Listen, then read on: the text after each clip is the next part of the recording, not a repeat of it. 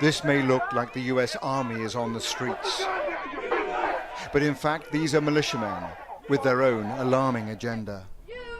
We were witnesses to this extraordinary development, a major US city in the hands of self-confident and heavily armed militias, with police and civic leaders nowhere to be seen. It was a brazen show of strength with an unmistakable message that there are new sheriffs in town. Rioting and burning and looting is not going to answer that question. Angry Viking is a militia commander who told me he wants dialogue. And we're here just to protect the building. That's it. And we're here to do this. Meet and talk. You was gonna allow it to happen. But that dialogue quickly descended into furious arguments. Black Lives Matter activists, who have held a vigil here for 100 days, say the militias are a pure provocation. Tired, exhausted, worn out. What else do you want me to say? Do you think it'll end up as a fight? Yes. People are going to die, bro. People are going to die. I don't know who's going to be. Which militia are you from? Many of these disparate groups Which militia are you from? had no interest in identifying Excuse me, themselves. sir. Which militia are you from? We are all Americans here. We're all Americans here. We're all here for the same. We're all here actually against you. Is what we're here against. You're impeding me from moving my group that way right now. Are you not? No, Yes, you are. I'm asking you what you're doing here on the streets of this city. Well, first off, you're not American. One of the most bizarre features here is this mosaic of different groups. We've got protesters, counter-protesters, we've got militias, we've got other armed groups who refuse to identify themselves. All of it is a recipe for confusion on the streets of Louisville and potentially for chaos. I'm not going to bring a knife to a gunfight, sir. And here's the danger. Americans are arming up.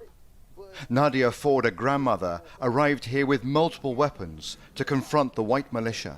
We've tried peaceful for years upon years, and it has gotten us nowhere. They murder us for being peaceful. So only when we stand up do they maybe take us seriously.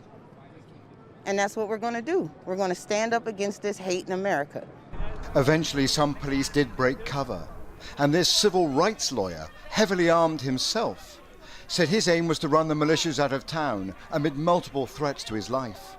They've said they're going to blow out the back of my brains and they'll find out where I live, et cetera, et So cetera. where is America that a lawyer has to walk the streets with body Thank armor, you. a pistol and a long arm? Thank you. Well, because I'm going to defend myself and I'm not going to be shot down in the streets.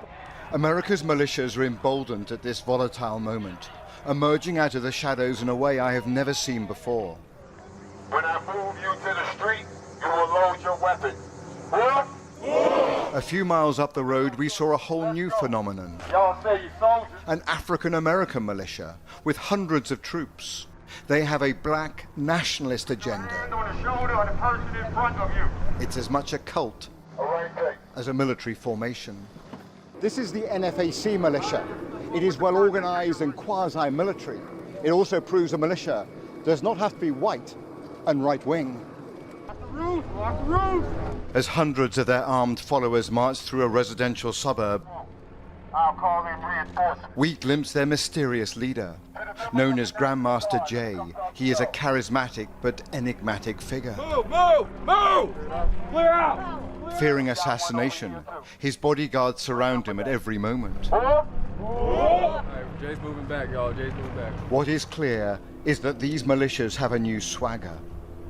While the election campaign gathers pace, other forces are showing they will fill the security void after this long summer of protests and violence. Robert Moore, News at 10, in Louisville, Kentucky.